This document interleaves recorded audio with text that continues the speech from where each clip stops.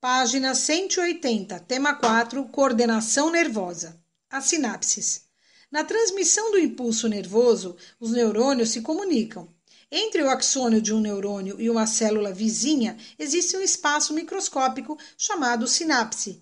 É por ele que se dá a transmissão do impulso nervoso. Quando o impulso nervoso chega à extremidade do axônio, provoca a liberação de substâncias químicas nas sinapses. Essas substâncias são chamadas de neurotransmissores. Eles têm a capacidade de agir sobre os dendritos do neurônio seguinte e desencadear um novo impulso nervoso. Também existem sinapses entre neurônios e células de músculos e glândulas. Cada neurônio do cérebro humano está ligado por sinapses, em média, a cerca de outros 10.000 neurônios, ou seja, cada neurônio é capaz de receber cerca de 10.000 mensagens ao mesmo tempo. Observem a imagem ao lado, a transmissão do impulso nervoso. Então, nós temos aí as vesículas com neurotransmissores, onde ocorre o impulso nervoso, o axônio, os receptores, o dendrito e onde ocorrem as sinapses. Ações voluntárias e involuntárias. Todas as atividades do nosso organismo são comandadas pelo sistema nervoso, porém, algumas obedecem à nossa vontade, ao passo que outras não podem ser controladas. Uma ação involuntária é aquela que não controlamos. Algumas atividades involuntárias, como o controle dos batimentos cardíacos, a respiração, a deglutição e o espirro, são coordenadas pelo tronco encefálico. Uma ação voluntária é aquela que temos a capacidade de controlar. Muitos dos nossos atos diários, como tomar um copo de água ou ligar o computador, são voluntários. Tomamos a decisão de realizar essas ações e podemos interrompê-las se desejarmos.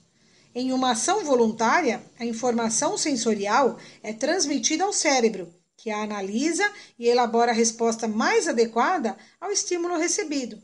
Então, nós temos aí as imagens ao lado, o bocejo e o espirro são ações involuntárias do nosso corpo, ou seja, nós não podemos controlar. É a mesma coisa que o ato de piscar, nós não controlamos.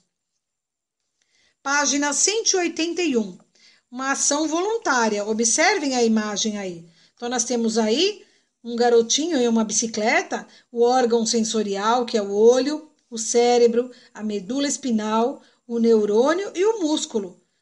Então, é uma ação voluntária, ou seja, você vai pedalar a hora que você quiser e você também para de pedalar a hora que você quiser. Então, depende da sua vontade. Reflexos condicionados. Você já deve ter vivido situações em que, com treino, uma ação voluntária foi se tornando automática. Isso acontece quando se aprende a caminhar, a andar de bicicleta, a ler ou a tocar um instrumento. Aos poucos, essas ações passam a ser executadas sem pensar. Elas se transformam em reflexos condicionados. O treino torna algumas dessas ações mais rápidas. É assim, por exemplo, com um goleiro de futebol. O tempo de reação à chegada da bola diminui com o treino. Atos reflexos involuntários. Um ato reflexo involuntário é uma resposta rápida a um estímulo. Quando tocamos um objeto quente, por exemplo, retiramos rapidamente a mão dele. Quando colocamos um pedaço de alimento na boca, imediatamente começamos a produzir saliva. Não controlamos essas ações, ou seja, elas são involuntárias. Nesses casos, o caminho percorrido pelos impulsos é chamado arco reflexo. Nele, a resposta é gerada pela medula, sem nenhum papel desempenhado pelo cérebro. Assim, o organismo reage rapidamente em situações de emergência, antes de tomarmos consciência do que está ocorrendo. Observem a imagem ao lado de um ato reflexo, a representação esquemática das estruturas envolvidas em um ato reflexo. Quando pisamos em um prego, o estímulo recebido pela pele é transmitido por neurônios à medula. Ela gera uma resposta rápida, transmitida por neurônios aos músculos que levantam o pé imediatamente. Prestem atenção na explicação. Sabemos que os impulsos nervosos, eles devem passar de uma célula a outra a um determinado sinal. Para que isso ocorra, é necessário a presença de uma região especializada, que recebe o nome de sinapse. Um neurônio faz a sinapse com diversos outros neurônios. Geralmente, elas ocorrem entre o axônio de um neurônio e o dendrito de outro neurônio. Lembrem-se que vocês aprenderam como é formado um neurônio na aula passada. Os axônios apresentam diversas ramificações e no final delas são encontradas expansões chamadas botões pré-sinápticos. Quando o impulso nervoso chega ao botão pré-sináptico, os neurotransmissores são liberados. Os neurotransmissores são produzidos continuamente pelos botões sinápticos. Ações voluntárias e involuntárias. Todas as atividades do nosso organismo são controladas pelo sistema nervoso. Algumas dessas atividades podem ser controladas por nós, são chamadas de ações voluntárias, ou seja, dependem da sua vontade. Exemplo, comer, beber água, deitar, levantar, correr. Tudo que você consegue controlar, que depende da sua vontade, são chamadas de voluntárias.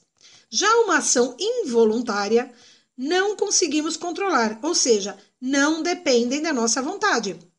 Exemplo, os batimentos cardíacos, a respiração, o soluço, não dependem da nossa vontade, simplesmente elas acontecem. Reflexos condicionados. Podemos dizer que são ações voluntárias que, com o tempo e treino, passam a ser automáticas.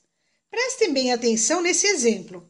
Um fisiologista, que é um médico que cuida do corpo, fisiologista russo, ele estudava o condicionamento em animais. Em um de seus experimentos, ele utilizou um cão e colocou nele um frasco que coletava o líquido produzido pelas glândulas salivares do animal. Glândulas salivares são as glândulas que existem no nosso corpo que produzem a saliva. No início, ele mostrava um alimento para o cachorro e tocava um sino. Após um tempo, ele escondeu a comida atrás de uma porta e tocava o sino. Nesse momento, ele observou que a quantidade de saliva produzida pelo cachorro era igual nas duas situações. Sendo assim, ele começou a tocar o sino mesmo sem a comida. Qual foi a grande descoberta? O cachorro produzia a mesma quantidade, o mesmo volume de saliva só de ouvir o sino. Conclusão: o estímulo para a salivação não era apenas quando via a comida ou sentia o seu cheiro, e sim quando ele escutava o sino. Então ele associava o som do sino à comida. Isso é chamado de reflexo condicionado. Ele condicionou o cachorro a toda vez que ouvir o sino associar a comida. Nós temos o ato reflexo involuntário. Vou dar um exemplo para que vocês entendam. Imagine que você, esquentando água, de repente você encosta a mão na caneca quente. O que você faz? A resposta mais lógica é tirar rapidamente a mão. É realmente isso que acontece sem você ao menos pensar sobre isso. Um outro exemplo, pegar uma rosa em que você vai ferir a mão com um espinho. Você também vai retirar a mão rapidamente. Esse mecanismo automático de retirar a mão é chamado de reflexo involuntário, ou seja, são ações rápidas que você nem para pensar. Você imediatamente toma essa atitude. Faça o exercício de olho no tema da página 181.